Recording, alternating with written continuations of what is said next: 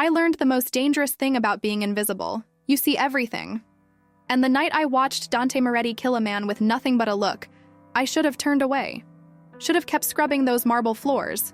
Kept my eyes down like I'd done for 3 years at the Venetian Crown. But I didn't. I looked up, and he looked back. For one heartbeat, in a hallway that smelled like expensive cigars and blood money, the most feared man in Las Vegas saw me. Really saw me. His lover was watching too. A woman who'd killed for less than a glance. I should have run. Instead, I did something stupider. I smiled at him. Not because I was brave, because I'd been invisible so long. I'd forgotten what it meant to be seen. You will feel so many emotions in this mysterious love story I'm about to tell. Please support us by clicking subscribe to the channel. My name is Maya Chen, 26 years old, anonymous, forgettable, exactly how I'd designed my life after everything fell apart. The hotel was my sanctuary of invisibility, a place where guests rarely looked at the help. We were furniture with pulses, moving through their glittering world without leaving fingerprints on their champagne flutes or their consciences. I preferred it that way. Preferred the quiet rhythm of cleaning rooms that cost more per night than I made in a month. Preferred knowing that tomorrow I'd wake up, put on the same burgundy uniform, and disappear into the same routines. Safe, small, unseen. Dante Moretti wasn't just any guest. He owned half the city, and the other half pretended they didn't know how. When he walked through the lobby, conversations died mid-sentence. When he entered the private gaming room on the 13th floor, even the cards seemed to hold their breath. I'd seen him before, of course. You couldn't work at the Venetian Crown for 3 years without learning to recognize the real power. Not the tourists with their rental tuxedos and borrowed confidence. Not the tech millionaires who thought money made them untouchable. But men like Dante, who wore violence like other men wore cologne, subtle, expensive, impossible to wash off. He was beautiful in the way ancient things are beautiful. Dangerous, permanent. 6'3" with dark hair swept back from a face that belonged on Renaissance paintings, all sharp angles and darker shadows. Italian suits that cost more than my yearly salary. But it was his eyes that marked him. Ancient eyes. Eyes that had seen too much, done too much, survived too much. I was cleaning the hallway outside the private gaming room when it happened. Thursday night, 11:15. I remember because I'd been counting down the minutes until my shift ended, until I could go home to my studio apartment and disappear completely. The door opened. A man stumbled out, clutching his throat, not bleeding, not wounded, just terrified. His face had gone gray, sweat pouring down his temples despite the perfectly controlled air conditioning. Behind him, Dante stood in the doorway, backlit by the warm glow of the gaming room. He wasn't touching the man, wasn't even moving, just standing there, looking at him. And the man collapsed, not dead.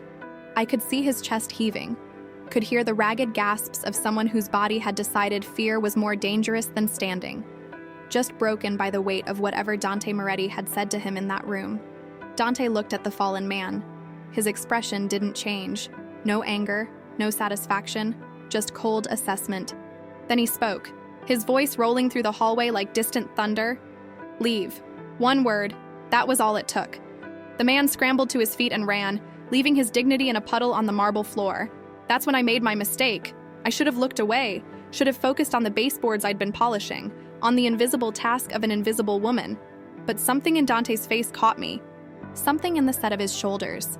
The way he stood there in the doorway like a man carrying the weight of empires on his back. He looked tired. Not physically tired. Men like him didn't show physical weakness. But tired in his soul. Exhausted by the fear he inspired, by the power he wielded, by the loneliness of being the man everyone ran from. I met his eyes, and I smiled. This small, reflexive thing. The way you might smile at someone who looks like they need reminding that the world still has kindness in it.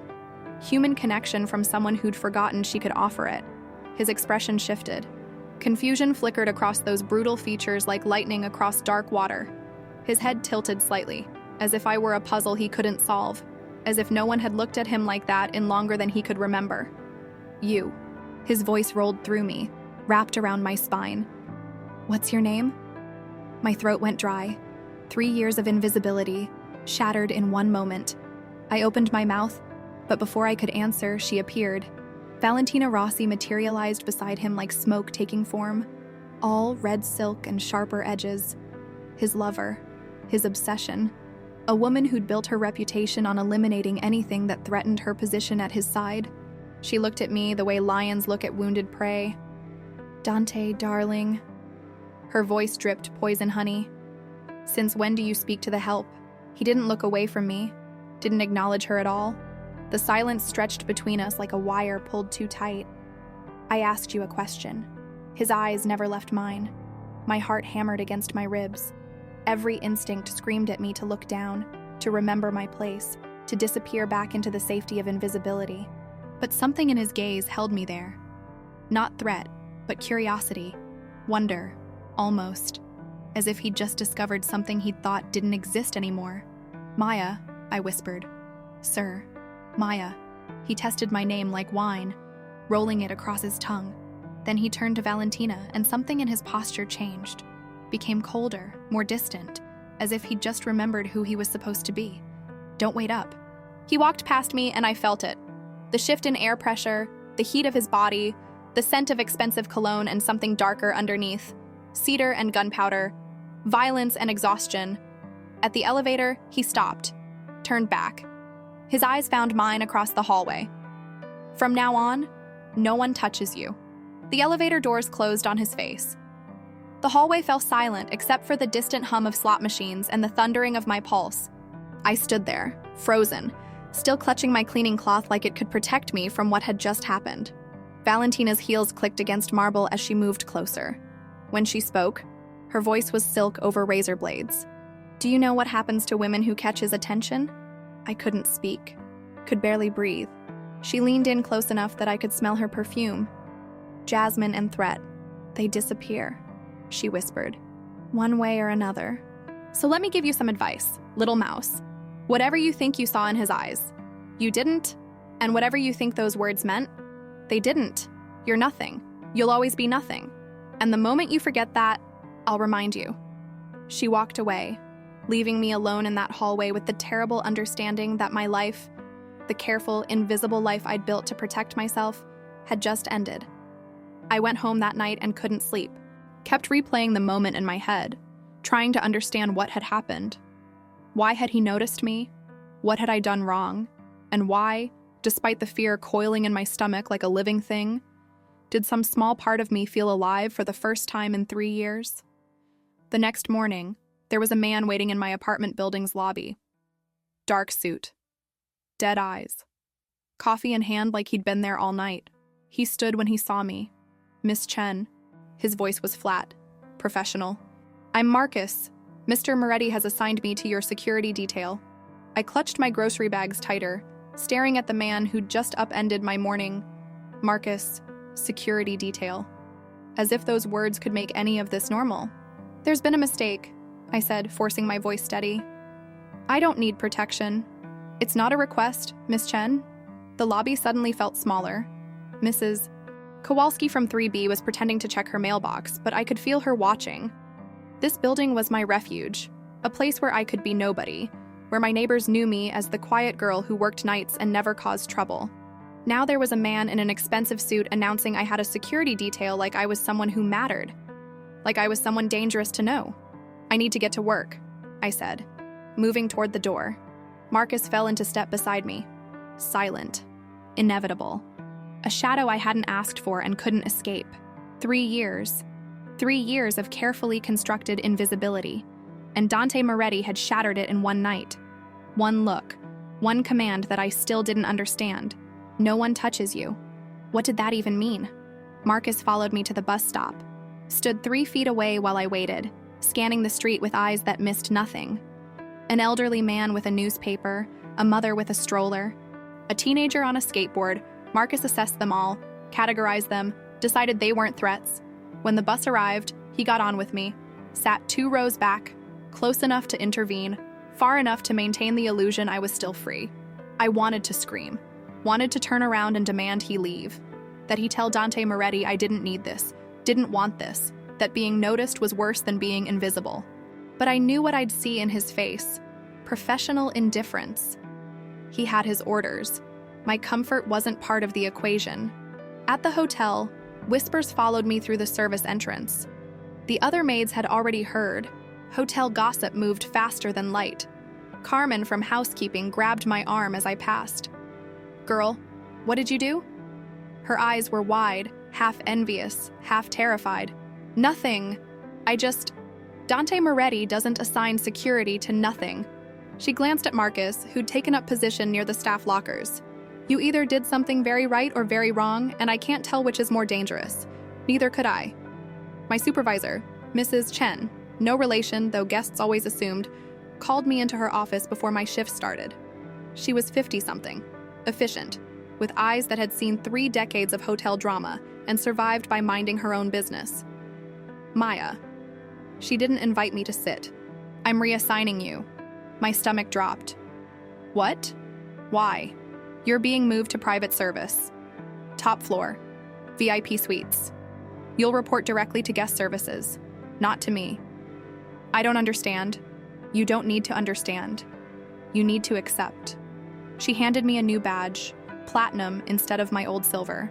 "These are powerful people, Maya. Whatever's happening in your life, keep it away from my staff and my hotel. Do your job. Keep your head down. And for God's sake, stay invisible." But that was the problem, wasn't it? I couldn't stay invisible anymore. Not with Marcus outside. Not with a platinum badge that marked me as someone who mattered. Not with Dante Moretti's words echoing in my head like a promise or a threat. The top floor was a different world. Quiet. Luxurious. The kind of place where even the air felt expensive. I was assigned to 3 suites, all currently empty, waiting for guests who'd arrive over the weekend. My job was simple. Prepare them perfectly. Every detail immaculate. Every surface pristine. I lost myself in the work, polishing crystal, arranging flowers, making beds with sheets that cost more than my monthly rent. For a few hours, I could almost pretend things were normal. That I was just Maya Chen, hotel maid, living her small, safe life. Then my phone buzzed. Unknown number. I almost didn't answer. "Hello?" Silence. Not empty silence. Listening. Silence. Someone was there, breathing, waiting. "Who is this?" A woman's laugh, low and cruel. "Valentina. Did you think he'd protect you forever, little mouse?" Her voice dripped venom. "He gets bored so easily, and when he does, there won't be anyone standing between you and me." The line went dead. My hands were shaking. I pressed them against the marble countertop, trying to steady myself. This was insane. I was nobody. I'd done nothing except smile at a man in a hallway. Why was this happening? Marcus found me 20 minutes later, still standing in that suite, staring at my phone like it might bite me. "Miss Chen, you missed your afternoon break." I turned to him, and something in me snapped. "Why are you here? What does he want from me?" Marcus's expression didn't change. "My job is to keep you safe." "From what? From who?" I moved closer, desperate for answers. "I'm nobody. I work in a hotel. I go home. I sleep. I don't matter to anyone. Especially not to Dante Moretti. So why is he doing this?" For the first time, something flickered in Marcus's eyes, almost like sympathy. "You smiled at him," he said quietly. "That's not a crime. In his world, it's a revolution." Marcus glanced at the door, making sure we were alone. "Mr. Moretti has spent 5 years building walls, keeping everyone at a distance, letting fear do the work so he doesn't have to feel anything. And then you looked at him like he was just a tired man who needed kindness. Do you understand what that did to him?" "No, neither does he. That's why you're dangerous." He stepped back, professional distance reasserting itself. "A car will pick you up after your shift. Mr. Moretti wants to see you.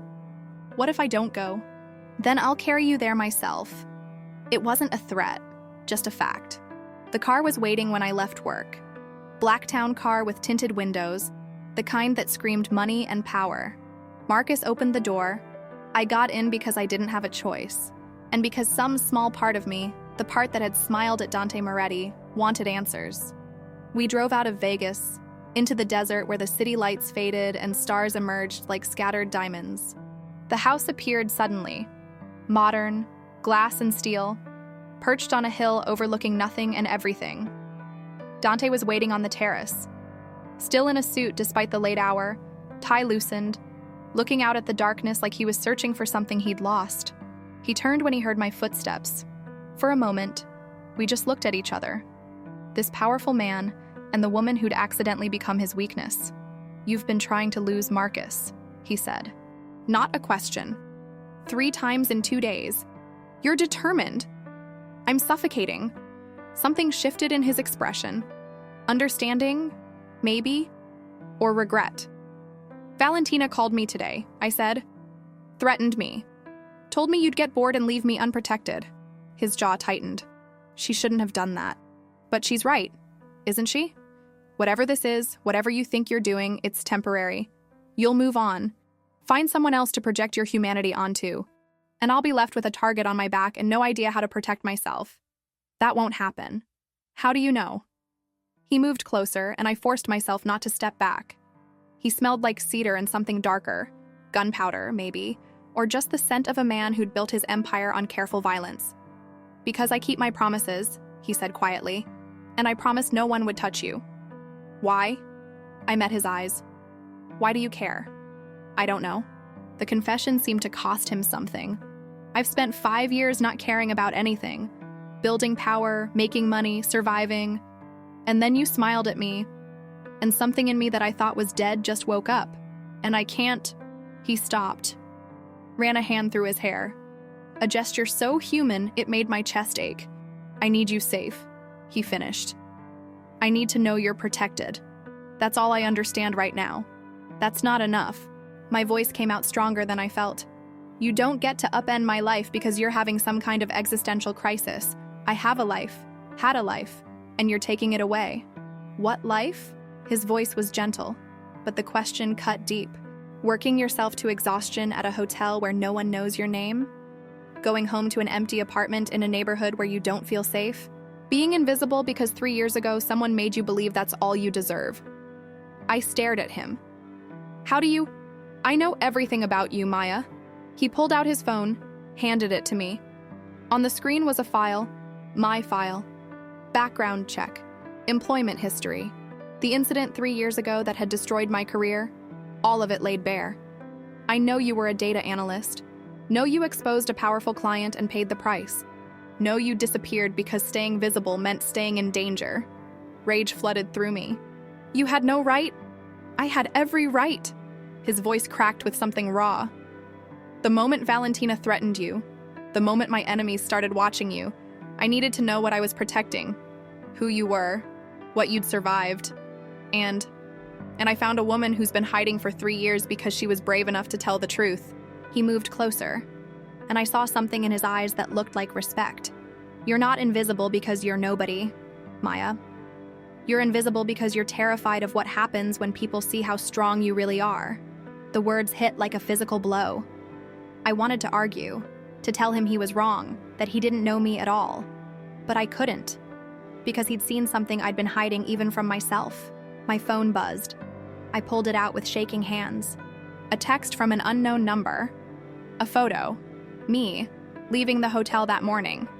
Taken from across the street, zoomed in, professional quality. Below it, words in red. "She's the message. Will you receive it?" Dante took the phone from my hands, looked at the image. His entire body went rigid, every muscle coiling with barely contained violence. "Marcus." His voice was ice. "Take her to the safe house. Now." "What's wrong?" I grabbed his arm. "Who sent that?"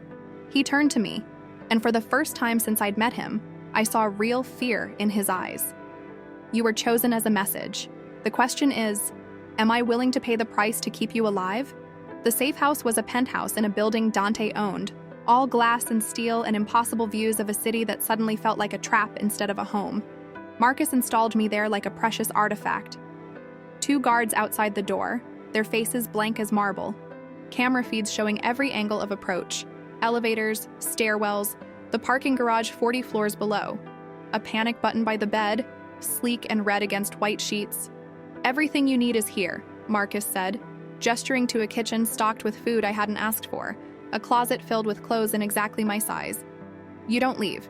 You don't open the door for anyone except me or Mr. Moretti. Understood. I nodded because what else could I do? He left, and the deadbolt clicked with a finality that made my chest tight. I lasted 4 hours. 4 hours of pacing that pristine space like a caged animal. 4 hours of watching the sun set over Vegas, painting the strip in gold and crimson while I stood behind bulletproof glass. 4 hours of feeling invisible walls close in, walls built from good intentions and terrible fear. I'd spent 3 years making myself small, but this wasn't the same. This was being erased, reduced to something that needed protecting, needed managing, needed controlling. I found the service entrance by accident. A door in the back of the kitchen that led to a service corridor Marcus probably thought I didn't know about. The guards were watching the main entrance, the elevators, all the obvious routes. They weren't watching the path designed for invisible people, for maids and maintenance workers and all the people nobody sees. I slipped out at 8:30 when the shift change created a 30-second gap in the camera coverage. Took the service elevator down, walked out through the loading dock like I belonged there, like I was nobody. The strip at night was a river of neon and noise, and I disappeared into it the way I'd learned to disappear from everything. Just another face in the crowd. Just another woman in jeans and a hoodie, anonymous and forgettable. For 20 perfect minutes, I remembered what freedom felt like. Then I saw him. Leather jacket. Scar running from his left eye to his jaw like someone had tried to split his face open and failed. Leaning against a column outside the Bellagio like he'd been waiting. Like he knew exactly where I'd run. When our eyes met, he smiled. Maya Chen. His voice was smoke and gravel. You're prettier than your pictures. I ran. Into the parking garage, down the ramp, my sneakers slapping concrete as footsteps thundered behind me. I fumbled for my phone, but hands grabbed me from behind. Strong hands, practiced hands, one covering my mouth before I could scream. Easy now, breath hot against my ear. We're just going to talk. He dragged me toward a black van, its side door already open, revealing darkness and zip ties and all the things that happen to women who get noticed by dangerous men. Then the world exploded. Dante appeared like violence made flesh.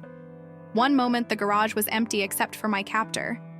The next moment Dante was there, moving with a precision that was almost beautiful. Almost art. The man holding me released me to fight. I stumbled back, my shoulder hitting a concrete pillar as I watched Dante dismantle him with brutal efficiency. No wasted movement, no hesitation. Just cold, calculated destruction. A punch to the solar plexus that folded the man in half. A knee to the face that straightened him back up. Dante's movements were liquid and lethal, each strike placed with the care of a surgeon and the intent of an executioner. 2 more men emerged from the van. One had a knife, the other had a gun. Dante didn't flinch.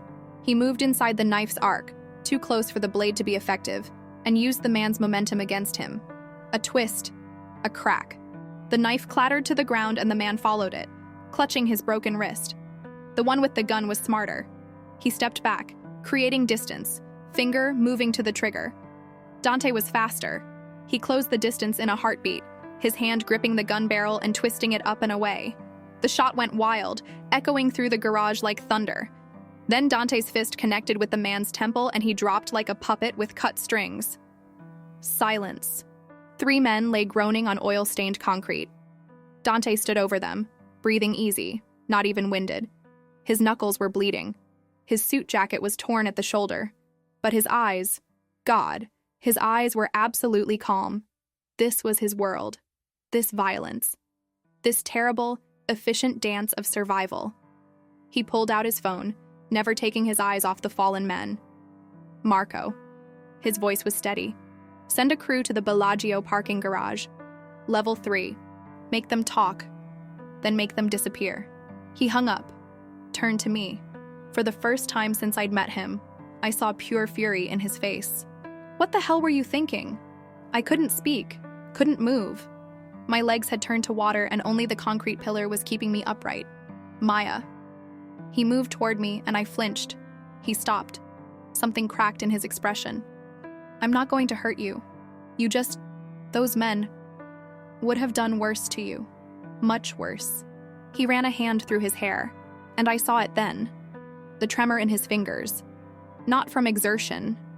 From fear. Do you understand what they would have done? What I would have had to do to get you back? I didn't ask you to. I don't care what you asked for. His voice cracked, and suddenly he was just a man, terrified of losing something he couldn't name. You're in my world now, Maya. And in my world, people I care about end up dead or destroyed or wishing they were dead. So when I tell you to stay somewhere safe, you stay.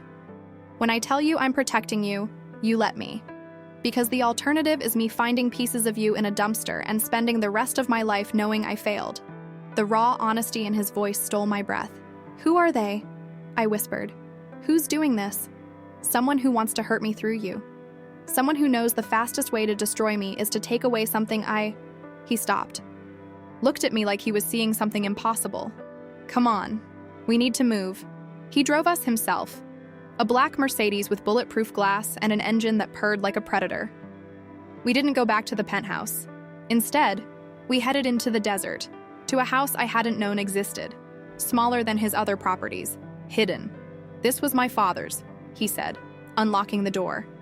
No one knows about it except family. Inside was different from everything else I'd seen of Dante's world. Worn leather couch, old books lining the walls, photographs in simple frames, a younger Dante with an older man who had the same ancient eyes, the same weight in his shoulders. This was real. This was his history laid bare. You brought me to your sanctuary. I brought you somewhere safe. He poured 2 glasses of whiskey, handed me one. Drink. You're in shock. My hands were shaking so badly I almost dropped the glass. Adrenaline crash hitting hard, making my vision swim and my breath come in short gasps. Dante sat beside me on the couch, close but not touching. This man who just killed for me trying to give me space? Why me? The question came out broken. Why any of this? Because you smiled at me. His voice was rough with something like wonder. In 3 years, hundreds of people have looked at me. With fear, with greed, with lust, with hatred. You looked at me like I was human, like I was just tired. And I haven't been human in so long, Maya. I'd forgotten what it felt like. He reached out slowly, giving me time to pull away, and brushed a strand of hair from my face. His fingers were gentle despite the blood on his knuckles. They're using you to get to me because they've been watching me watch you, and I have been watching. Every day since that night, trying to understand why one smile from a woman I don't know could crack something I thought was bulletproof. My breath caught. What was bulletproof? My certainty that I was better off alone. That caring about someone was weakness I couldn't afford. The confession hung between us, fragile and true. I'm scared, I whispered. Good. Fear keeps you careful. He took my hand, laced our fingers together. I'm scared too. Terrified, actually. Because keeping you safe means letting you see who I really am, what I'm capable of. And I'm afraid that when you do, you'll realize I'm exactly the monster everyone thinks I am. You saved my life tonight. By breaking 3 men like they were nothing. By making a phone call that will end with them disappeared. No trial, no mercy, just gone. He was right. I should have been horrified. Should have seen the violence and the cold efficiency and understood that this was who he was. Not the tired man in the hallway, but the killer in the parking garage. But all I could think about was the tremor in his hands, the fear in his voice, the way he'd asked permission before touching my face. You asked if you could touch me, I said softly. After everything, after the fight, after the phone call, you still asked permission.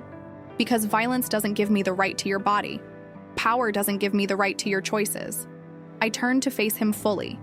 Studied this man who contained multitudes, brutality and tenderness, power and loneliness, violence and an almost desperate need to be seen as something more than what he'd become. Show me, I said. Show you what? The photographs, your father, this house. Show me the parts of you that aren't about power or fear or protection. Show me why this place matters. Something shifted in his expression. Vulnerability flickered there like candlelight. He stood, moved to the wall of photographs. Started with the oldest one, a young man in a simple suit, standing outside a restaurant. My grandfather started with nothing, built the first Moretti restaurant in North Vegas, worked 18-hour days to make it succeed, Next photo. The same man, older now, with a teenage boy beside him. My father. Learned the business. Expanded it. But Vegas in the 70s wasn't kind to successful immigrants. Protection rackets. Territory wars. He had to make choices. Pay the monsters or become one. He chose to become one. He chose to survive. Different photo now. His father as a young man.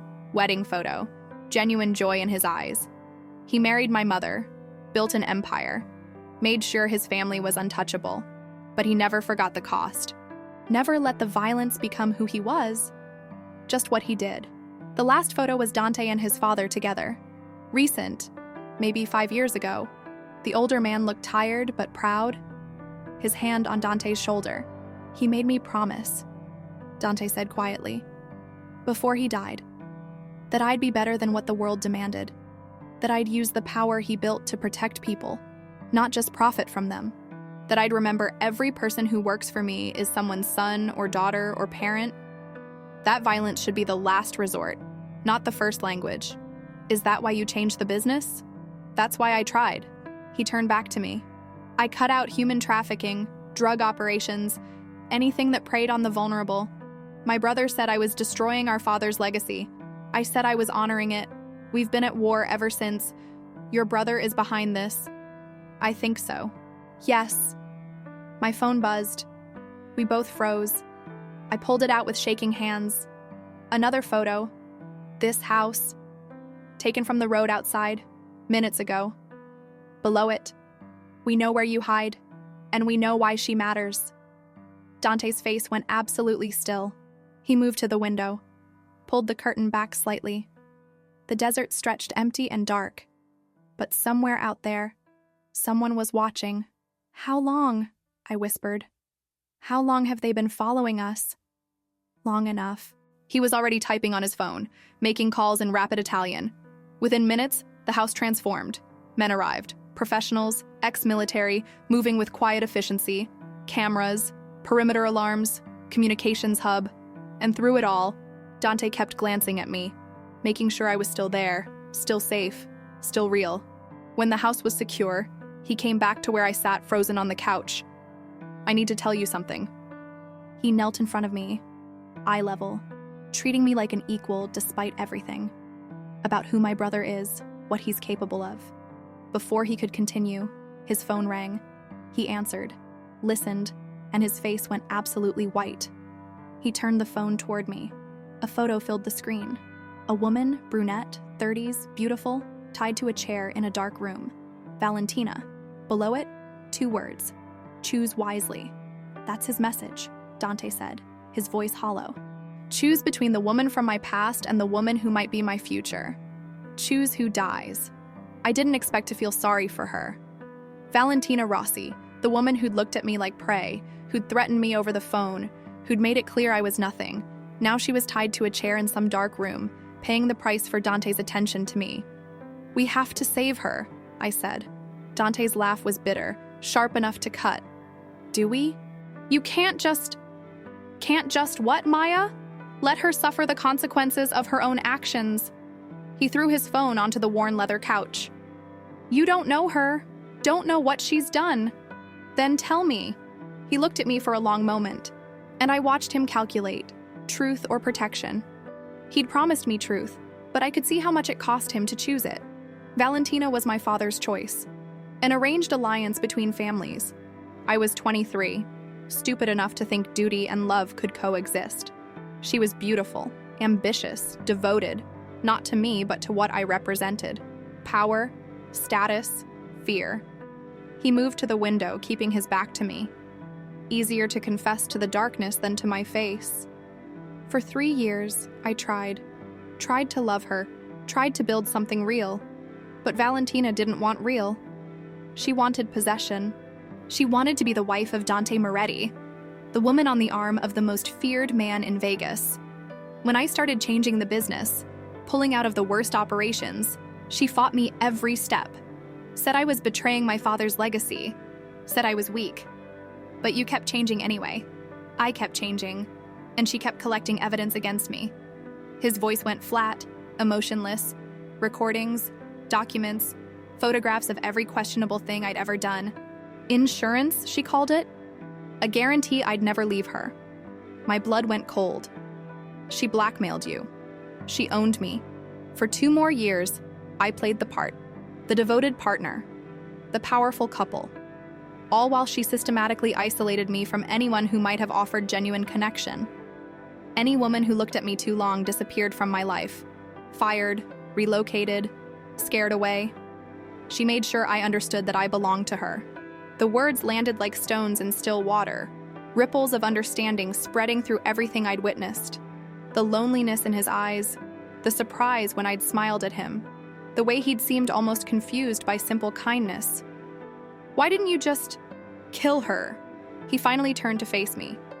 Because my father made me promise, on his deathbed, that I'd protect her, that I'd honor the alliance, that I wouldn't become the kind of man who murders women, even manipulative ones, even ones who deserved it. So you stayed miserable. I stayed alone. There's a difference. He moved back to the couch but didn't sit. Too much energy, too much emotion contained in his body. 6 months ago, I told her it was over. I'd found all her evidence, neutralized it, bought off her allies. I gave her money, a house in California, a clean exit.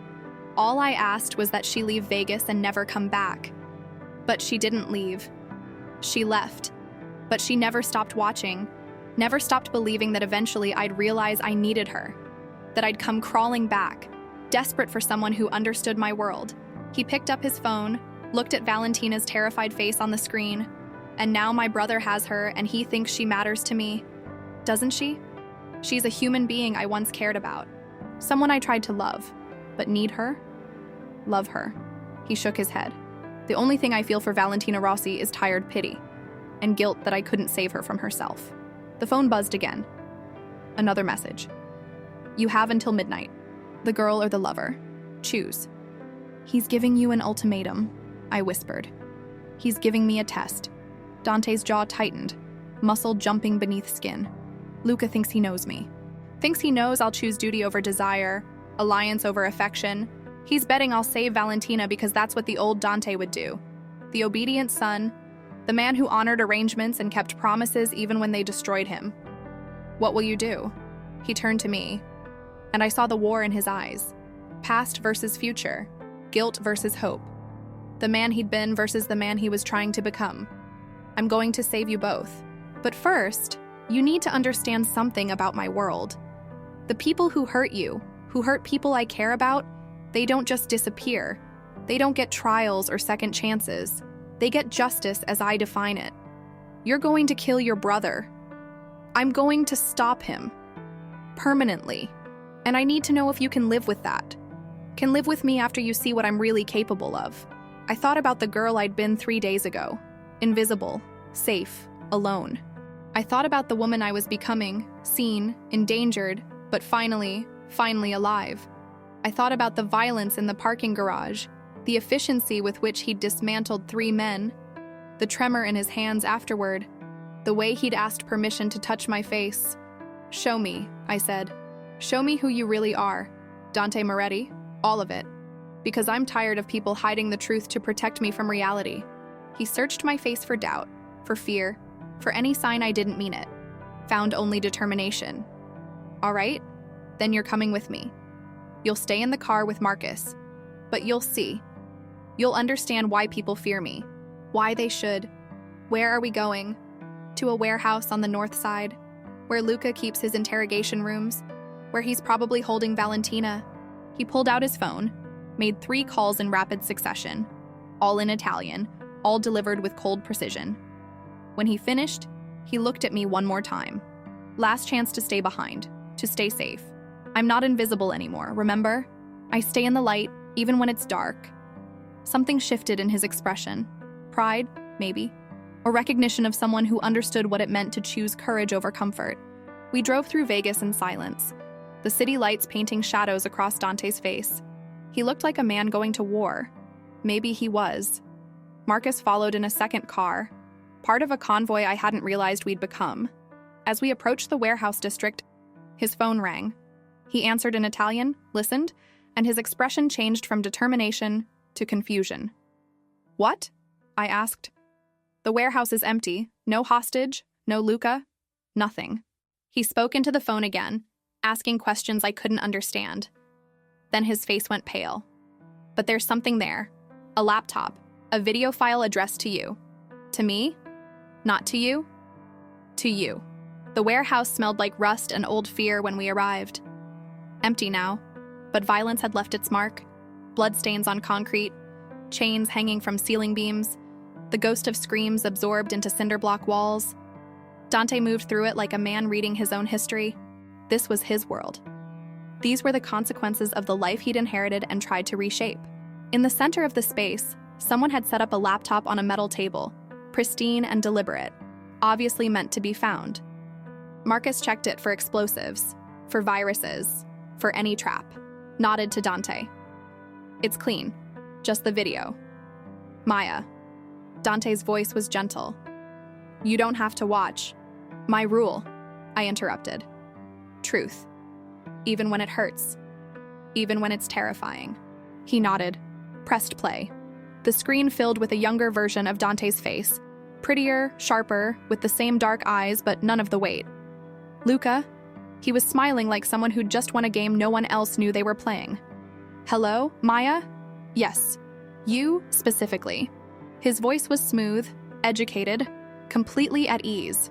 My brother thinks this is about him, but really, it's about you. About what you represent. He leaned closer to the camera, and I saw the family resemblance clearly now. Same bone structure, same intensity. But where Dante's eyes held exhaustion and hard-won wisdom, Luca's held only ambition and cold amusement. Do you know why Dante left our father's path? Why he went soft, as I call it? Because he couldn't stomach what we had to become to survive. He wanted to be good, wanted to believe power could exist without corruption, that you could build an empire on anything other than fear and blood. The camera pulled back. Behind Luca, I could see Valentina, still tied to a chair, but alive, conscious, watching the camera with an expression I couldn't quite read. Not just terror, something more calculating. But here's what my brother never understood. Luca walked to Valentina, ran a hand through her hair almost gently. There's no such thing as good power. Power is violence with better manners. It's control dressed in expensive suits. And the moment he decided to be merciful, he made himself weak. Made everyone who follows him weak. Valentina's eyes were fixed on the camera now, and I realized she wasn't looking at Luca. She was looking at Dante. Through the lens, through time, straight at the man she'd spent years trying to possess. So here's my offer, brother. Luca pulled out a knife, held it to Valentina's throat. You can have your new pet, this invisible little maid who smiled at you like you were human. You can keep pretending that affection matters, that caring about someone won't destroy you. Or you can honor your promises. Come back to the family business. All of it, trafficking, product, everything you abandoned. Become the man father actually wanted you to be. Not the weak imitation trying to buy redemption. Choose the business, and I'll let Valentina go. Choose the girl, and Valentina dies knowing you finally became exactly what she always feared. A man who values feelings over loyalty. The video cut to Valentina's face. Tears streaming, mascara running in dark rivers. But her voice, when she spoke, wasn't pleading. It was almost resigned. Please, Dante. I'm sorry. I'm sorry for everything. For the blackmail, for the isolation, for trying to own you instead of love you. Just don't let him. The screen went black. Silence filled the warehouse, heavy and suffocating. I could hear my own heartbeat, could hear Dante's breathing beside me, controlled, measured, the breathing of a man forcing himself to stay calm. He's betting you'll choose her, I said finally. Betting guilt and duty will make you sacrifice everything you've built.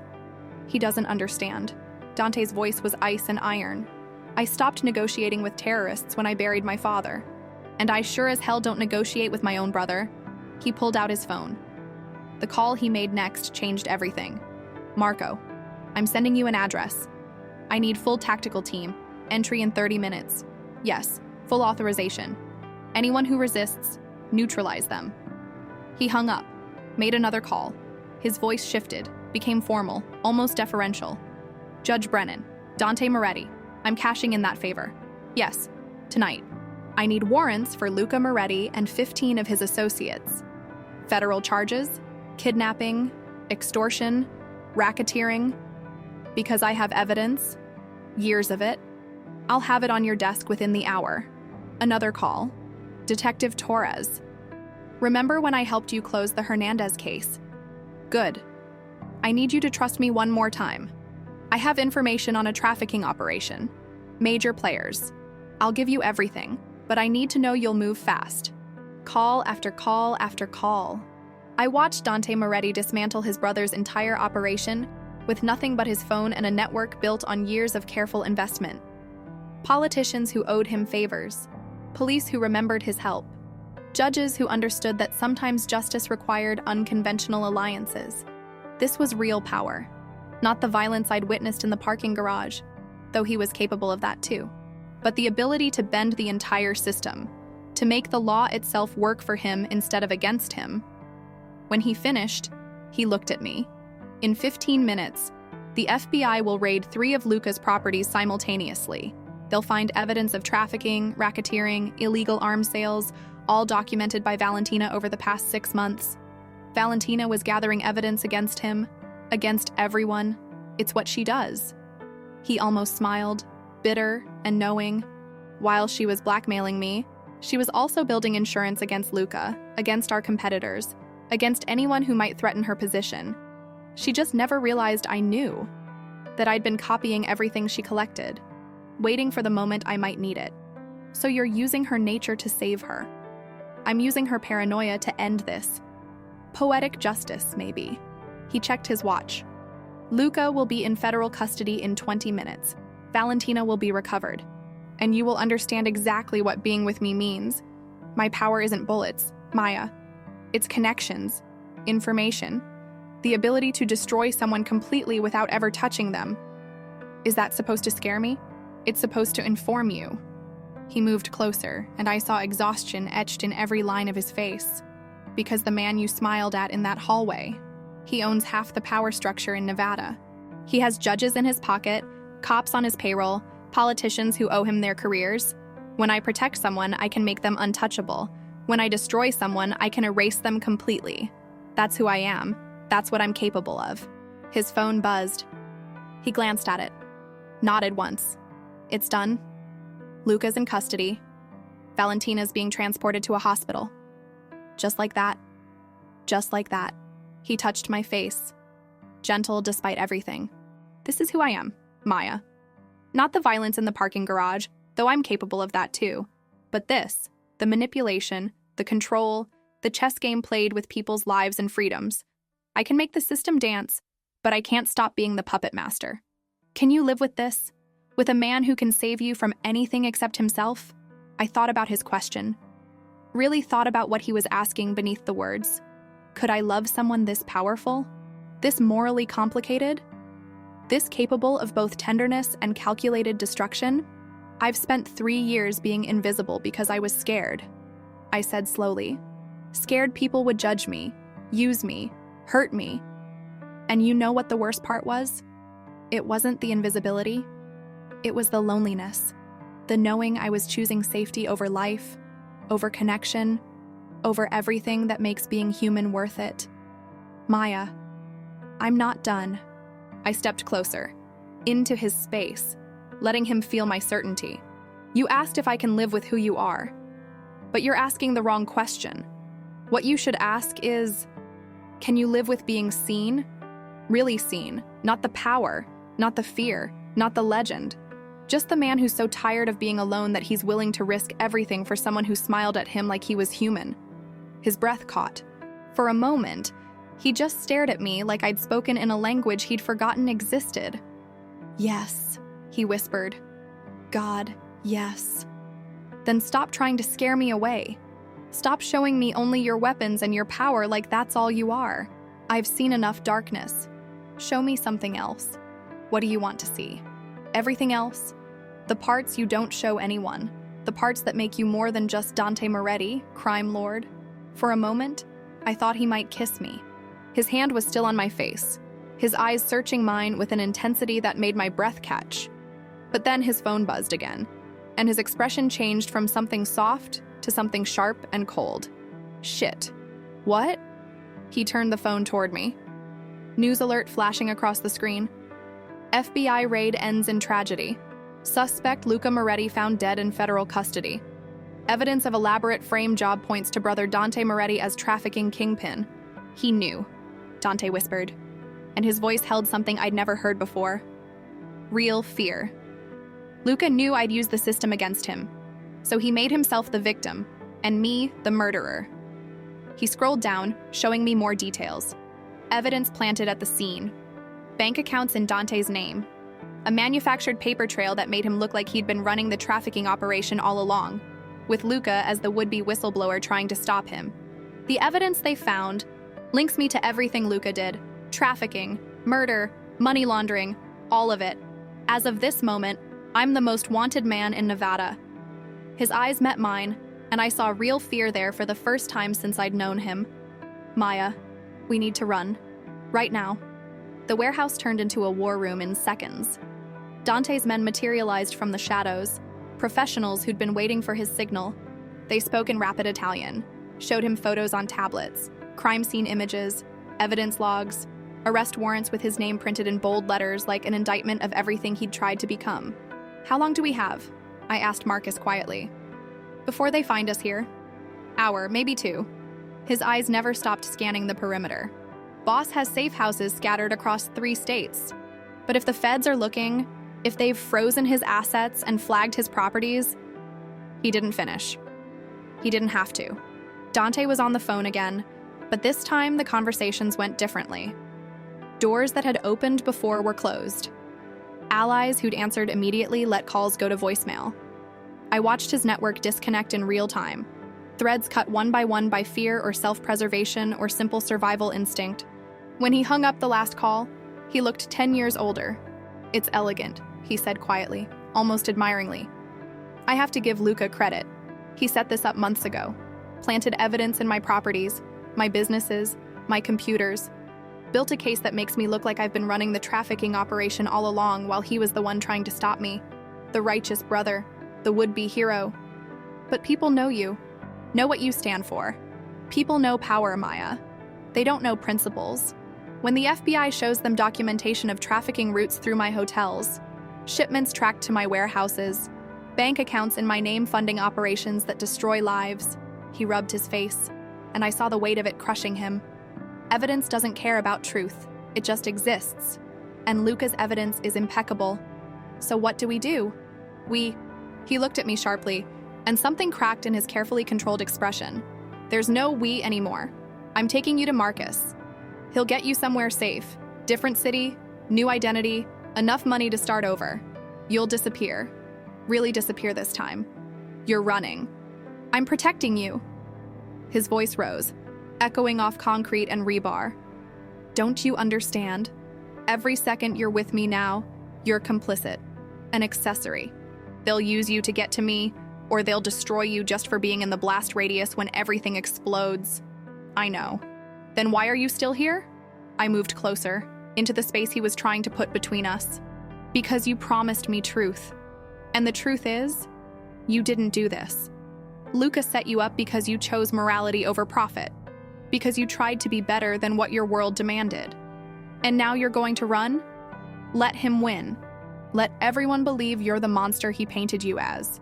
What choice do I have? The defeat in his voice was worse than any anger. Fight with what?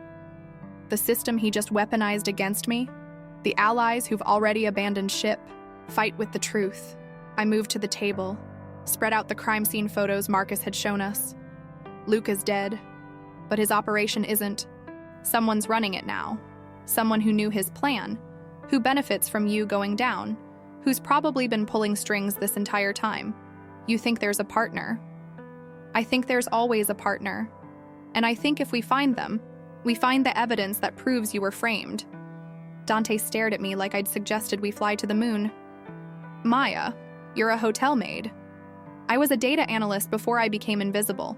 The words came out sharper than I intended, carrying 3 years of buried identity. I worked for a forensic accounting firm. We tracked money laundering, fraud, organized crime patterns. I was good at it, really good. The best junior analyst they had. His expression shifted. What happened? I found something I wasn't supposed to find. Evidence that a client, a very powerful client with connections to half the state legislature, was running guns through their legitimate shipping business. Clean on the surface, rotting underneath. I reported it to my supervisor like I was supposed to, followed protocol, believed in the system. I pulled up one of the evidence photos on the tablet, started studying the financial documents visible in the background. My hands moved automatically, muscle memory from another life. They destroyed me, killed my reputation, got me fired, threatened my family, said I'd falsified evidence, that I was unstable, that I had a vendetta. By the time they were done, no firm would touch me. My parents stopped answering my calls because mysterious people kept showing up at their house asking questions. So I disappeared, became no one, stayed invisible. Jesus, Maya. But I'm still good at seeing patterns. Still good at following money trails, at finding the inconsistencies that prove someone's lying. I turned the tablet toward him. And if Luca set this up months ago, there's a trail. Bank accounts, shipments, communications. Someone's managing those operations right now, someone's moving money and making decisions, and they left traces. They always leave traces. I pulled up the laptop Luca had left behind, started pulling up news reports, police filings, anything I could access about his operation. My fingers flew across the keyboard, clicking through screens with the speed of someone who'd spent years doing exactly this. If we find Luca's partner, we find the evidence that proves you were framed. We flip the script, make you the whistleblower instead of the criminal.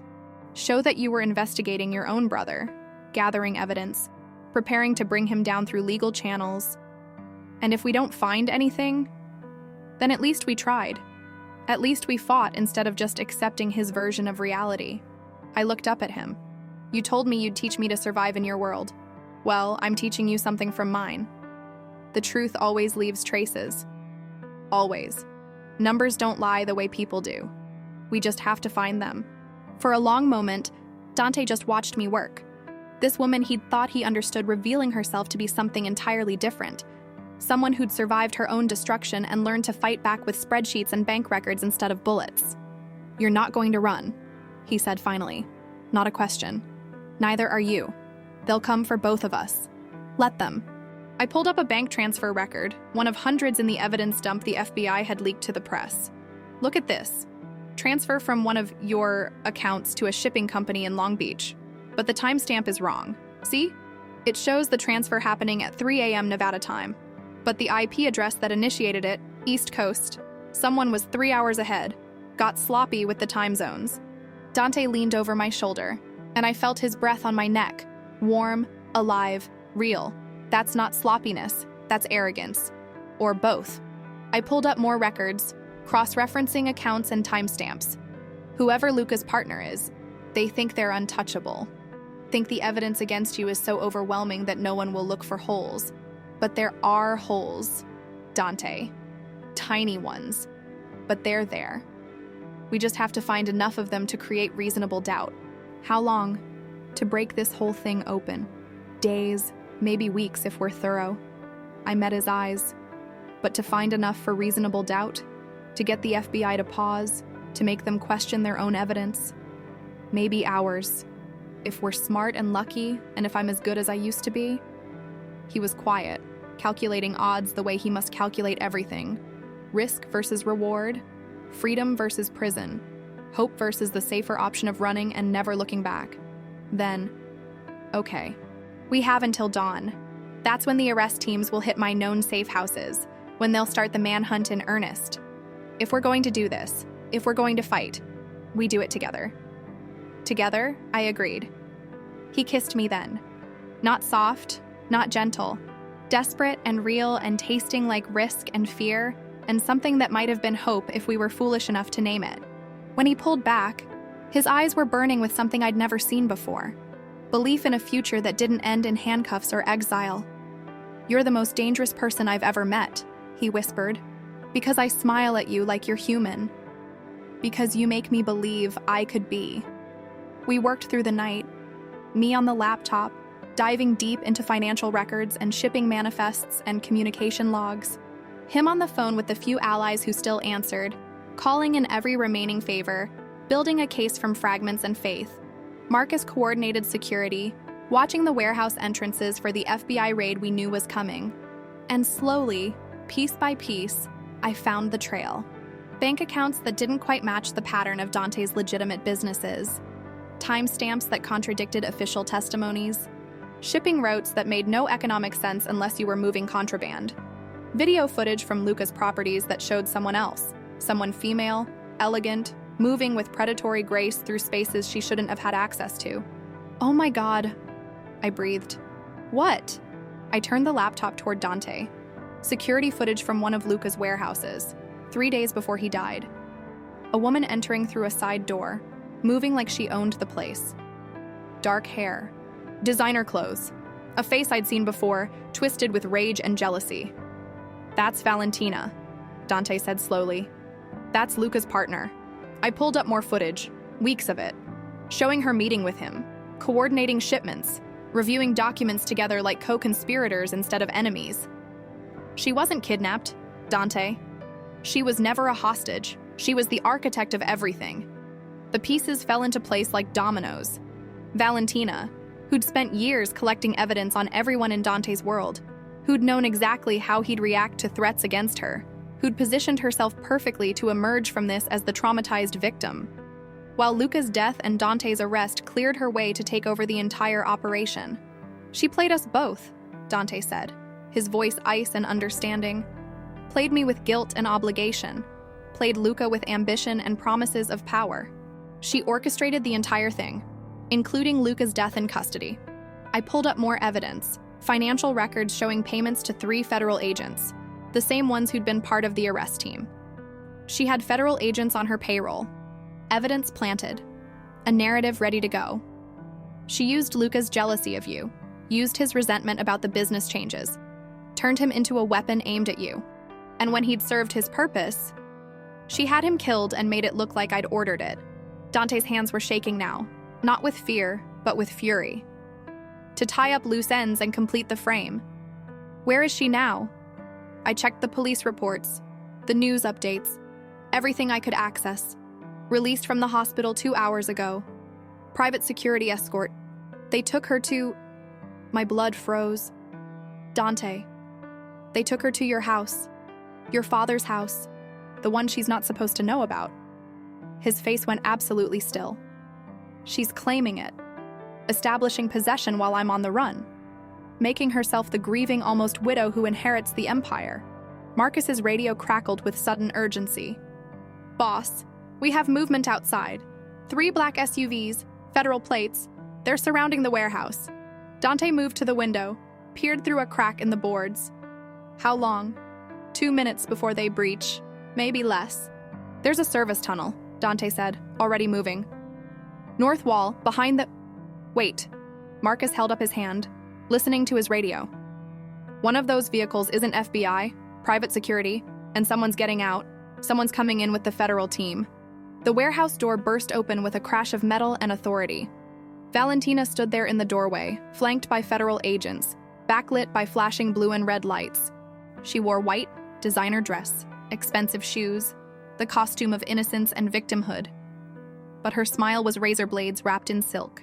Hello, darling. Her voice carried across the empty space like a blade. I was hoping you'd be here. Hoping you'd be stupid enough to think you could outthink me. She stepped inside, agents moving with her like extensions of her will. Did you really think I spent 7 years watching you without learning exactly how you operate? Without understanding every move you'd make? Valentina. Dante's voice was cold, controlled. This is over. We have evidence. Evidence? She laughed. And the sound was wrong. Too bright, too sharp. You have nothing. A few timestamp discrepancies. Some security footage that proves I had business dealings with your brother. All easily explained by the fact that I was gathering intelligence on his operation, trying to protect you from your own family. She moved closer, and I saw the triumph in her eyes. I'm the victim here, Dante. The woman who survived being kidnapped by your psychotic brother. The woman who nearly died because of your family's violence. And you You're the monster who's been trafficking human beings while pretending to have a conscience. We know about the federal agents, I said, stepping forward. The ones you paid off, the ones who helped you kill Luca in custody. Her eyes flicked to me, and I saw murder there. Pure, undiluted hatred. The invisible little maid, still trying to be relevant. She turned to the agents behind her. That's Maya Chen. She's wanted as an accessory. Arrest her too. I don't think so. I held up my phone, voice steady even though my heart was trying to escape my chest. Because everything you just said, this entire conversation, it's being live-streamed to 3 different news organizations and the FBI's Internal Affairs Division, along with all the evidence we've compiled, the financial records, the security footage, the timeline that proves Luca didn't act alone. Valentina's face went white. You're not the only one who learned from watching, I said. You taught me something important tonight, that the most dangerous people aren't the ones with guns. They're the ones who know how to make the truth visible. The lead FBI agent, Director Chen from before, stepped forward, her expression shifting from professional neutrality to cold fury as she looked at Valentina. Mr. Rossi, I'm going to need you to come with us. We have some questions about your relationship with the federal agents who were part of Luca Moretti's arrest team, all 3 of whom have suddenly requested lawyers in the last 10 minutes. This is ridiculous. This is documented conspiracy, evidence tampering, and accessory to murder. Director Chen nodded to her team. Take her into custody, and someone get Agent Morrison out here. He has some explaining to do about why he escorted a suspect to an active arrest site. They took her away, Valentina, screaming threats and promises, being dragged from the warehouse like the criminal she'd always been underneath the designer clothes and practiced innocence. When the door closed behind them, the warehouse fell silent except for the sound of my own ragged breathing. Is it over? I whispered. Not yet. Dante moved to me, pulled me into his arms. But you bought us time. You saved us both. We saved each other, I corrected. That's what partners do. Director Chen approached us, her expression unreadable. Mr. Moretti, you're not clear yet. There's still evidence to verify, testimony to take, a full investigation to conduct. But, she glanced at me. Your analyst here has given us enough to pause, to question our own case. Use that time wisely. When she left, dawn was breaking through the high windows, painting everything gold.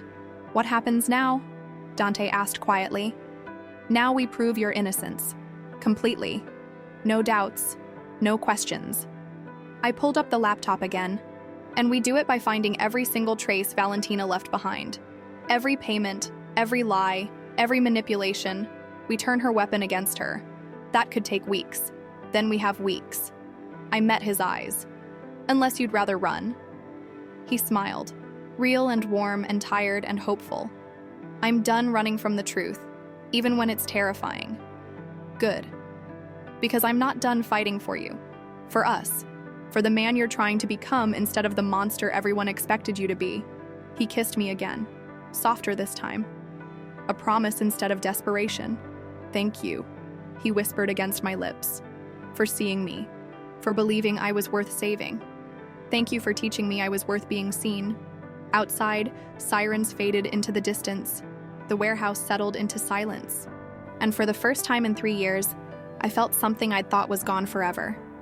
Hope that the truth could actually set us free. The weeks that followed were a blur of evidence and exhaustion.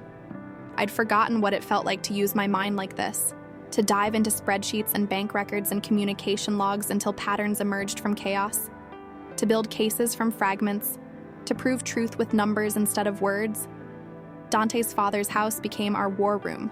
The dining table disappeared under stacks of documents, the walls filled with timelines and organizational charts mapping Valentina's web of corruption. We worked 18-hour days, fueled by coffee and stubborn determination, and something neither of us was brave enough to name yet. Love, maybe. Or just the recognition of 2 people who'd been invisible in different ways, finally seeing each other clearly. The FBI investigation moved slowly, bureaucracy and caution grinding against our urgency. Director Chen was sympathetic but thorough, unwilling to rush to judgment after being manipulated once. She assigned a special task force to review every piece of evidence, to verify every claim, to rebuild the case from the ground up. Valentina, meanwhile, sat in federal custody and smiled. She had lawyers, expensive ones, who argued she was the real victim, that any evidence of her involvement was fabricated by Dante to deflect his own guilt, that she'd been coerced, manipulated, threatened into cooperation with Luca. She was good. I had to give her that. Even from a cell, she knew how to perform innocence. But I was better at finding the truth buried underneath performance. 3 weeks in, I found it. The smoking gun we'd been searching for. A shell corporation registered in the Cayman Islands, funded by accounts tied to both Luca and Valentina. A paper trail showing systematic bribes to federal agents dating back 2 years, long before Dante had even started reforming his business practices. And most damning of all, communication records showing Valentina had contacted Luca first, not the other way around. She'd recruited him, weaponized his resentment, turned his jealousy into an instrument of Dante's destruction. "Look at this," I said, pulling up the evidence on my laptop. Dante moved behind me, reading over my shoulder. His hands found my shoulders, squeezed gently. This proves premeditation, that she'd been planning this for years. It proves more than that. I clicked through the timeline. It proves she was running the trafficking operation all along, using both of you as cover while she built her own empire underneath. Luca thought he was the partner. You thought she was the blackmailer. But really, she was the architect, the true power behind everything. Jesus. Dante's voice was hollow with understanding. How did I not see it? Because you loved her once. Because you wanted to believe she was just damaged, not dangerous. I turned to face him. And because she's brilliant at hiding in plain sight, at being underestimated. He touched my face, gentle despite everything. Like you. I'm nothing like her. No. You use your brilliance to reveal truth. She used hers to bury it. But you're both proof that the most dangerous people aren't always the ones holding guns. I sent the evidence to Director Chen within the hour. Her response came back fast.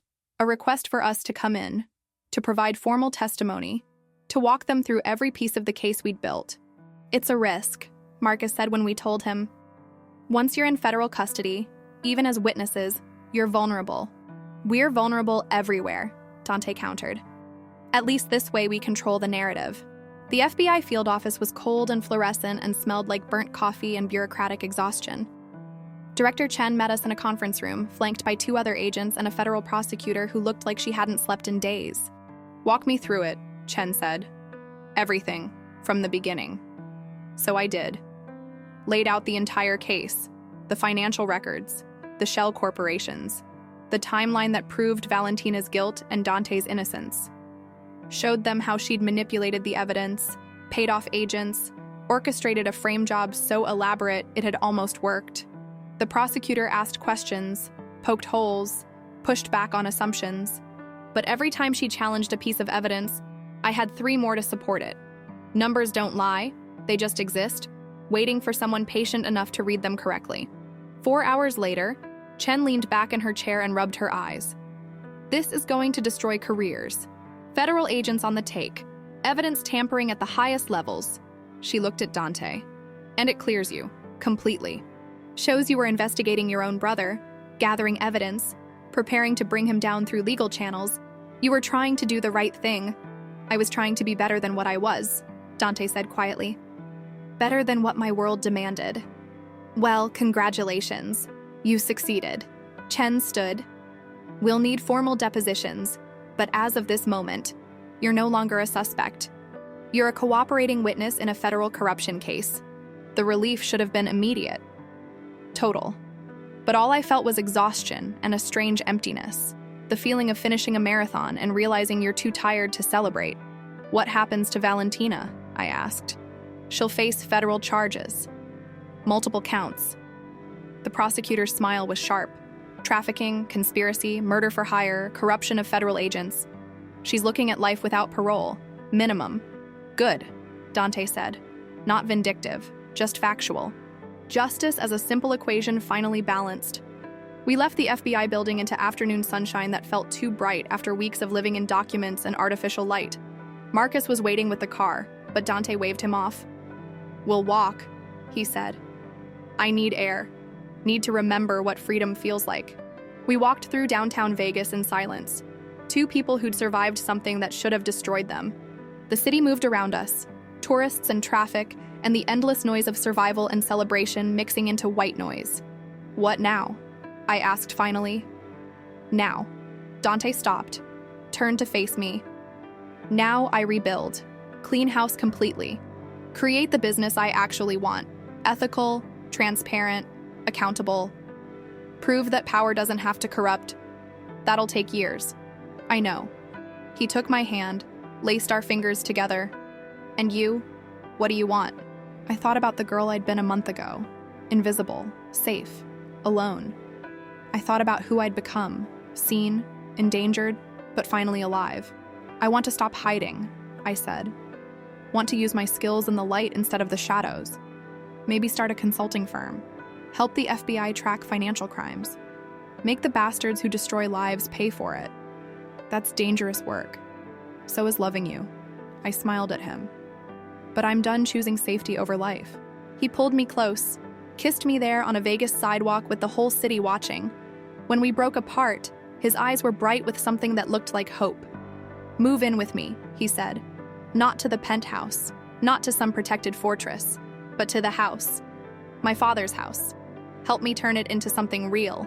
A home instead of a sanctuary. That's a big step. I know, but I'm tired of small steps. Tired of half measures and careful distance. I want... His phone rang. He looked at the screen and his expression changed. Became sharp, cold, dangerous again. What? I asked. He answered, listened. His entire body went rigid. When? A pause. How many dead? Another pause. I'm on my way. He hung up. And when he looked at me, I saw something I hadn't seen in weeks. Real fear. That was Marco. There's been an attack on one of my legitimate businesses, the restaurant my grandfather founded. Someone walked in during lunch service and opened fire. My blood went cold. Valentina, she's still in custody, but she has people on the outside. People who are loyal to her, not to the truth. He was already moving, pulling out his phone to call Marcus. This is her message. That even from a cell, she can reach me, can hurt me. How many casualties? 3 dead, 7 injured, all civilians, all innocent people who were just trying to have lunch. The weight of it hit like a physical blow. 3 people dead because Valentina wanted revenge, because being with Dante made you a target, because in his world, love was a weapon used against you. I need to go, Dante said. Need to be there, talk to the families, handle the media, make sure everyone knows this wasn't random violence, that it was an attack on me. I'm coming with you, Maya. I'm coming. Not a request. A fact. The restaurant was a crime scene when we arrived. Yellow tape, patrol cars, news vans already circling like vultures. But what hit me hardest was the silence underneath the chaos, the absence of the noise that should have filled a family restaurant at lunchtime. Dante moved through it like a man walking through his own nightmare, spoke to the police, spoke to the families of the dead, spoke to survivors with a gentleness that broke something in my chest. This was who he was underneath everything. Not the violence or the power, but this, a man who took responsibility for the collateral damage of his existence. I watched him, and I understood. This was the price of being with him. Not the danger to myself, which I'd accepted, but the danger to everyone around us.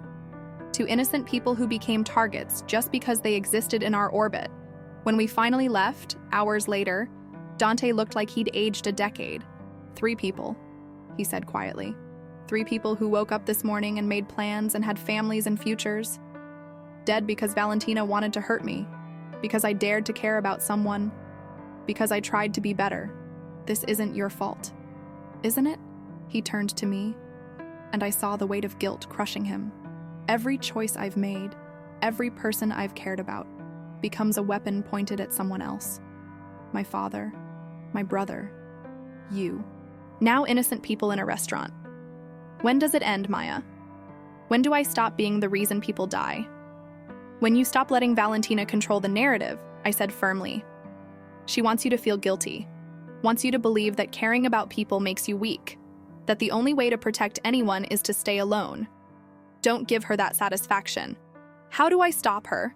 She's in a cell, and she still managed to orchestrate this. We find her network.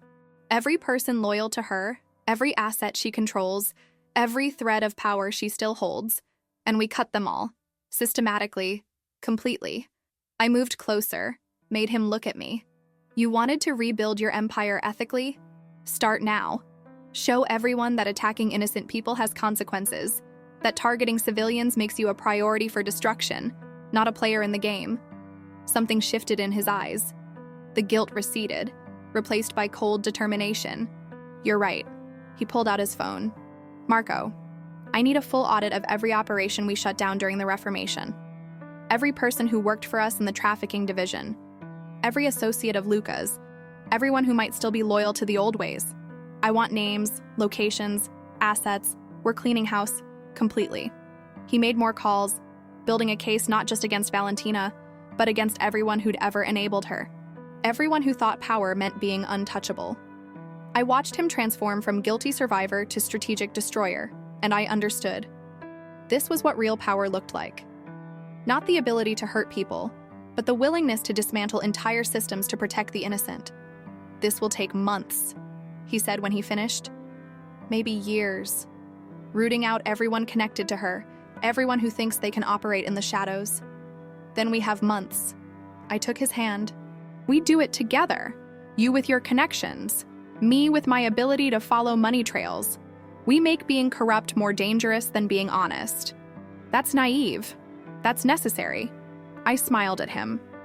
Besides, someone once told me that being noticed by a powerful man could be the beginning of a love story. I'm just trying to make sure it's not a tragedy. He kissed me, desperate and grateful and tasting like hope mixed with fear. But even as I kissed him back, I felt it. The weight of eyes watching. The knowledge that Valentina was sitting in her cell, making plans, waiting for her next move, and somewhere in the city, her message had been received. 3 dead bodies, 7 injured. A restaurant turned into a battlefield. The war wasn't over. It was just beginning. I broke the rules on a Tuesday morning while Dante was meeting with his lawyers. 3 months of playing by his rules. 3 months of safety and structure and surveillance. 3 months of watching him dismantle Valentina's network piece by careful piece while I documented everything, built cases, made truth visible through spreadsheets and bank records. 3 months of being protected, being kept safe, being treated like something precious that might shatter. I was suffocating. The text came at dawn from an unknown number. I have information about Valentina's remaining assets. Meet me, alone, or I disappear forever. An address followed. A diner on the edge of town. Public, neutral territory. I should have told Dante. Should have called Marcus. Should have followed every protocol we'd established to keep me safe. Instead, I left a note on the kitchen counter and slipped out the service entrance before the morning guard rotation. The diner smelled like burnt coffee and desperation. I found him in the back booth, a man in his 50s, nervous eyes, hands wrapped around a mug like it was a lifeline. Maya Chen? His voice was rough from too many cigarettes. Who are you? Danny Russo. I worked security for Luca. He pushed a manila envelope across the table. This is everything. Bank accounts Valentina thinks are hidden. Properties registered under shell corporations. Names of people still on her payroll. I didn't touch the envelope. Why give this to me? Because 3 people died in that restaurant. He met my eyes, and I saw genuine shame there. I knew it was coming. Heard the plans. Did nothing because I was scared of her. Scared of what she'd do if I talked. But those people, they were just eating lunch, just living their lives. And they're dead because I was a coward. You could have gone to the FBI. They're compromised. She still has people inside. But you? He pushed the envelope closer. You're clean. You and Moretti. Everyone knows you're building cases that actually stick. So here, take it. Use it. End her completely. I took the envelope, opened it. Inside were documents that would destroy what remained of Valentina's empire. Account numbers, property deeds, names and addresses of corrupt officials still taking her money. It was everything we needed. There's something else, Danny said quietly. Something you need to know? Valentina's planning something big. From inside, she's got a federal prosecutor on her payroll. Someone high up who's going to get her released on a technicality. It's happening soon. Maybe days. My blood went cold.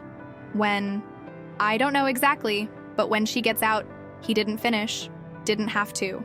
When she got out, everyone who'd testified against her would be targets. Everyone who'd helped build the case. Everyone she blamed for her fall. Starting with me and Dante. Thank you, I said, standing, for doing the right thing. Finally, it doesn't bring those people back. No, but it might save the next ones. I left the diner with the envelope clutched to my chest and my phone buzzing with increasingly frantic messages from Marcus, from Dante. 17 missed calls, 23 texts, all asking the same thing. Where are you? I should have called back immediately. Should have explained, but something in me resisted. Some part that remembered what it felt like to make my own choices. To act instead of being acted upon. To be something more than Dante Moretti's protected woman. I went to the FBI field office instead. Asked for Director Chen. Handed her the envelope and watched her face change as she read through the contents. Where did you get this? She asked. A source who wants to remain anonymous. Does it matter? It matters for chain of evidence. For prosecutorial integrity. It matters more that you use it. I leaned forward. Valentina's planning to get herself released. She has a federal prosecutor on her payroll. You need to move faster. End this before she gets out and kills everyone who helped put her away. Chen's jaw tightened. We'll verify the information. Fast-track the investigation. If what's in here checks out, it will... I stood to leave. And Director Chen? When you verify it, make sure the judge who signed off on her bail hearing knows what she's planning. Make sure everyone understands that releasing her isn't justice.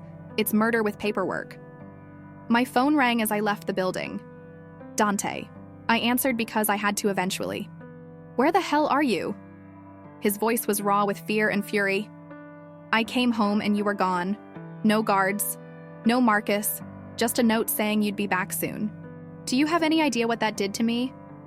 I had to meet a source. Alone? Without backup? After everything that's happened? His voice cracked. Maya, Valentina's people are still out there. Still hunting. You can't just disappear like you're nobody. Like you're not a target. I can't just hide forever either. The words exploded out of me, 3 months of frustration finally breaking free. I'm not a prisoner, Dante. I'm not some delicate thing that needs constant protection. I had skills and a life and agency before I met you, and I need to use them. Need to feel like I'm fighting instead of just surviving. Silence. Then, quietly. Where are you? FBI field office. I just gave Chen everything we need to finish this. More silence. When he spoke again, his voice was different, controlled. Stay there. I'm coming to you. He arrived 20 minutes later. Dismissed Marcus with a gesture. Led me to his car, the Mercedes with bulletproof glass and too many memories. We sat in the parking lot, not touching, the space between us filled with everything we weren't saying. I'm sorry, I said finally, for scaring you, for breaking the rules. But Dante, I can't keep living like this. Can't keep being someone who needs saving. I don't want to save you. His voice was rough. I want you alive. There's a difference. Is there? I turned to face him. Because from where I'm sitting, it feels like you're so terrified of losing me that you're trying to control everything. Every movement, every risk, every choice. And I understand why. I do. But I didn't stop being invisible just to become a prisoner in a nicer cage. He flinched like I'd hit him. That's what you think? That I'm imprisoning you? I think you're so traumatized by everyone you've lost that you're trying to eliminate every possible danger. And I get it. I do. But Dante, life is dangerous. Love is dangerous. You can't protect me from everything without suffocating what we have. So what do you want? For me to just let you walk into danger? Let you take risks that could get you killed? I want you to trust me. Trust that I'm smart enough to calculate risk, strong enough to handle myself, brave enough to fight instead of hide. I reached for his hand. I want to be your partner, not your responsibility. He was quiet for a long time. staring at our joined hands like they held answers to questions he didn't know how to ask. "You're right," he said finally. "I've been treating you like something I might break instead of someone who's already survived being broken. I'm sorry. I know you're scared, terrified." He looked at me, and I saw the truth written in his eyes. "Every time you leave my sight, I imagine worst-case scenarios. Every risk you take feels like watching someone I love walk toward a cliff. But you're right. That's my trauma, not your limitation. And I can't let my fear control your life. So what do? We trust each other." He squeezed my hand. "You trust me to respect your agency. I trust you to be smart about risk. We figure this out together instead of me making unilateral decisions about your safety. Deal." He pulled me close, kissed me like he was memorizing the shape of my lips. When we broke apart, his forehead rested against mine. "Tell me about the source, about what you found." So I did. Told him everything Danny Russo had said, everything in the envelope, everything about Valentina's plan to buy her way out of custody. His expression darkened with each revelation. A federal prosecutor. Jesus. She really did build a network. Built, past tense, because we're going to use this information to end it. I pulled out my phone, showed him photos I'd taken of the documents. Danny said she's planning something big for when she gets out. Revenge, tied up loose ends, starting with us. Then we make sure she never gets out. How? A dangerous smile crossed his face. By being smarter than she is. By using her own arrogance against her. She thinks she's untouchable because she's built redundancies and backup plans. But every redundancy is another vulnerability, another thread we can pull. He made a call, then another. By the time we left the parking lot, he'd set something in motion, something that felt bigger than just another investigation. "What did you just do?" I asked. "Called in every favor I have left. Every honest cop, every straight judge, every politician who still believes the system should work for justice instead of power. We're building a case so airtight that no corrupt prosecutor can touch it. So overwhelming that releasing her becomes political suicide. That'll take weeks. We have days. So we work fast. Together." He glanced at me. "Partners? Partners." We spent the next 72 hours barely sleeping. Me tracking financial records, building timelines, documenting every connection between Valentina and her network. Dante coordinating with law enforcement, calling witnesses, assembling a coalition of people who wanted justice more than they feared retribution. And slowly, we built something beautiful. A case so comprehensive, so meticulously documented, that even Valentina's corruption couldn't crack it. On the third night, Director Chen called. "We verified everything in that envelope. And we've identified the prosecutor. He's being arrested as we speak. Charges of corruption, obstruction of justice, conspiracy. What about Valentina? Her bail hearing is postponed indefinitely, and we're adding new charges based on the evidence you provided. She's not getting out, Maya. Not this time. Not ever." I should have felt relief, victory, the satisfaction of justice finally working the way it was supposed to. Instead, I felt exhausted, hollowed out. Like I'd spent 3 months running on adrenaline and it had finally burned away, leaving only ash. Dante found me on the terrace of his father's house, staring at the desert under starlight. "It's over," he said quietly. "Really over. Valentina's finished. Her network's destroyed. We're free. Are we?" I turned to face him, because I keep thinking about those 3 people in the restaurant, about Danny Russo living with guilt, about all the people damaged by this. And I wonder if we're ever really free from the consequences of being seen, of mattering to each other. He moved closer, wrapped his arms around me from behind. "You're right, we're not free from consequences. But maybe that's okay. Maybe the point isn't avoiding damage. It's choosing who we become after we survive it." I leaned into him, felt his heartbeat against my back, steady, real, alive. "I love you," I said, first time speaking the words aloud. I don't know when it happened. Somewhere between fear and fighting. Between being protected and learning to protect myself. But I love you. And that terrifies me more than anything Valentina ever did. Why? Because loving you means I can't be invisible anymore. Can't hide from the consequences of my own existence. Can't pretend I'm safe just because I'm small. He turned me to face him, and his eyes were bright with something that looked like joy. "Good," he whispered, "because I love you too. And I'm tired of both of us hiding from the fact that we're stronger together than we ever were alone." He kissed me under desert stars, and for the first time in 3 months, I felt like we might actually survive this. Not just the external threats, but the internal ones, the fear and trauma and damage we both carried. My phone buzzed. A text from an unknown number. "Thank you for ending her, for making it right. Dr. Danny Russo, the man who'd finally chosen courage over fear." Then another text. Different number. "You think you've won, but some games have no ending. Only intermissions. See you soon." Feel my blood turn to ice. "Dante?" He read the text over my shoulder.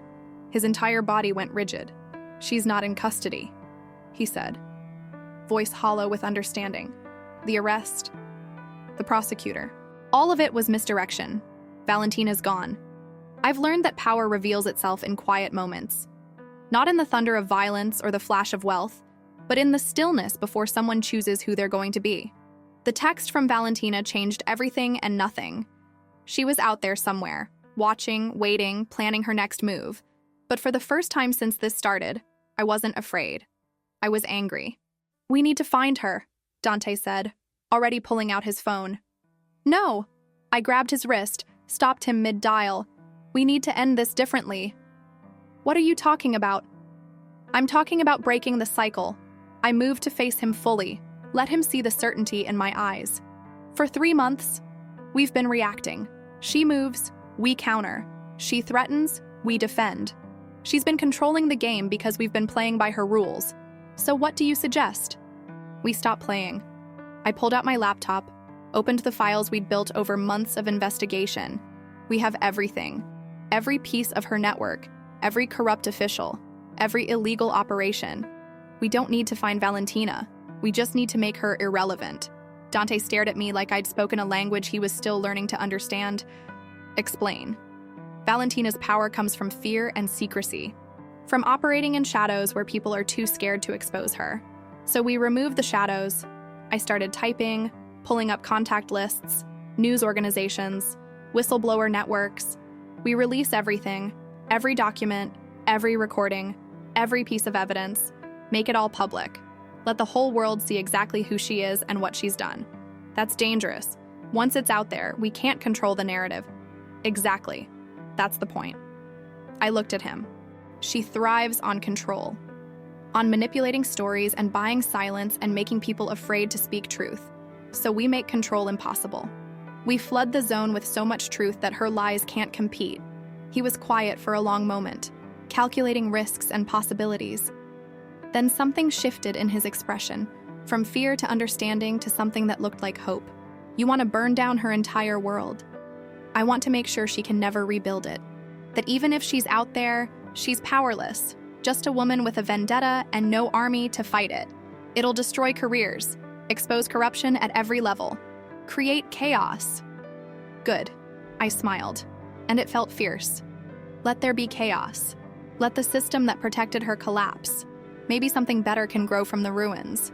We worked through the night, not frantically but methodically, building a release strategy that would hit every major news outlet simultaneously. Packaging evidence so it was undeniable, easy to understand, impossible to spin. By dawn, we were ready. "Last chance to reconsider," Dante said, his finger hovering over the send button. "Once this goes out, there's no taking it back." "I know." I took his other hand, laced our fingers together. "Do it." He pressed send. Within hours, the story exploded. Every news channel carried it. Social media erupted with outrage and analysis. Federal agencies that had been slow to act suddenly moved with urgent efficiency, terrified of being implicated in the corruption we'd exposed.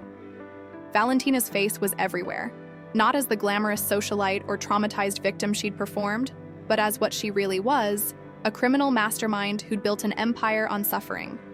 The public response was swift and merciless. No one wanted to be associated with her. Politicians returned her donations. Lawyers abandoned her defense. Even other criminals distanced themselves, afraid of the spotlight we'd turned on organized crime.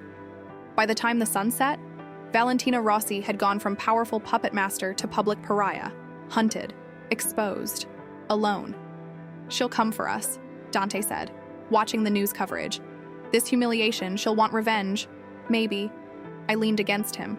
"Or maybe she'll realize revenge is pointless when you have nothing left to lose and nothing left to gain. Either way, we're ready." The call came 3 days later. Unknown number. I answered on speaker, Dante beside me. "You destroyed me." Valentina's voice was ragged, stripped of its usual polish. "Everything I built, everything I worked for, gone. You destroyed yourself," I said calmly. "We just made it visible. I could kill you both. Right now. I have nothing left to lose. Except your life." Dante's voice was steel. "You're smart enough to know that killing us makes you a martyr to no one. The world knows what you are now, knows what you did. Coming after us just proves we were right about you." Silence. Then, bitter laughter. "You think you've won, that exposing me changes anything. But you're still living in my world, Dante. Still surrounded by violence and corruption and power. You can't escape it just because you found some girl who smiles at you like you're human." "You're right," I said. "We can't escape your world, but we can build something better inside it. Something that doesn't require destroying people to succeed." How naive, how necessary. I thought about the 3 people who died in the restaurant, about Danny Russo's guilt, about all the damage done in the name of power. Someone has to try. Someone has to believe the system can work for justice instead of just serving whoever has the most money and fear. Then you're fools. Maybe? Dante squeezed my hand. But we're free fools. And you're a prisoner of your own choices. Even if you're not behind bars.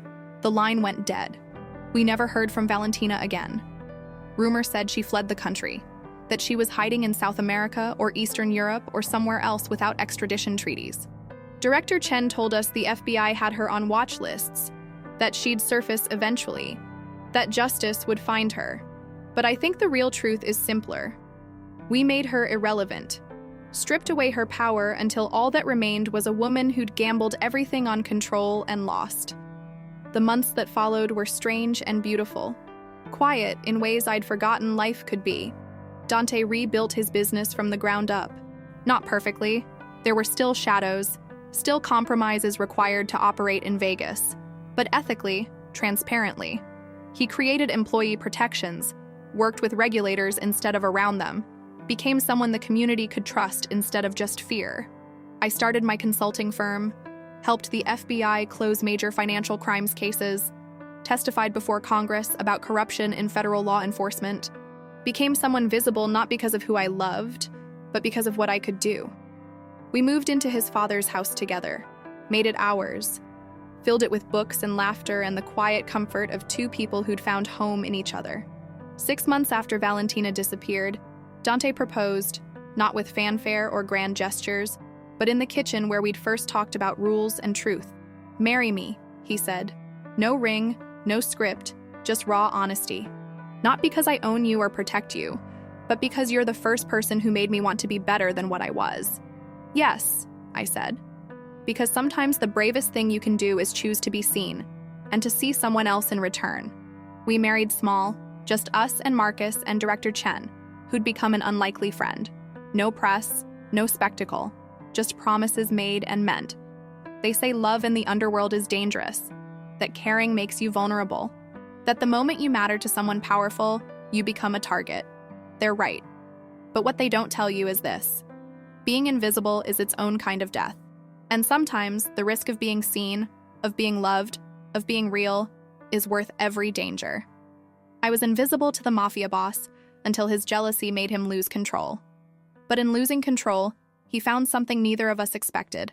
A reason to change, a reason to survive, a reason to become human again. And I found the courage to never be invisible again. A year later, I was testifying before a Senate committee about financial crimes when I saw her in the gallery. Just for a moment. Dark glasses, different hair. But unmistakably Valentina, watching me speak truth to power with an expression I couldn't quite read.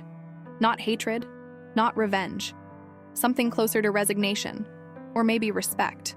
She left before security could reach her. disappeared back into whatever shadows she'd claimed as home. I told Dante that night, expecting fear or anger. Instead, he just held me close. "Let her watch," he said. "Let her see what we built. Maybe it'll teach her something." What could we possibly teach her? That power without humanity is just noise. That being feared is easy, but being loved requires courage. That the strongest thing you can do is choose to be vulnerable with someone who sees you completely. I kissed him, tasting coffee and hope and the particular flavor of a future we were writing together. The past never completely releases us. Valentina was still out there. Other dangers would emerge. The world Dante came from didn't disappear just because we'd chosen something better, but we'd learned something important. Truth is stronger than fear. Love is braver than violence. And being seen, really, truly seen, is worth every risk. 3 years invisible, hiding from the consequences of telling truth. 3 months visible, surviving the consequences of being seen. A lifetime ahead, choosing courage over safety, connection over isolation, light over shadow. I smile at Dante across our kitchen table, morning sun painting everything gold. He smiles back, not the careful expression of a man performing power, but the genuine warmth of someone who's finally found home. This is what freedom looks like. Not the absence of danger, but the presence of choice. Not safety, but the willingness to risk everything for something real. I was invisible to the Mafia boss until his jealousy made him lose control. But really, I was invisible to myself until I learned what it meant to be brave, and that's the story worth telling. If you made it to the end of this story, let us know in the comments which city you're watching from. And click the yellow bell to subscribe to the channel and support us. Keep the adventure going by clicking on the suggested video on your screen.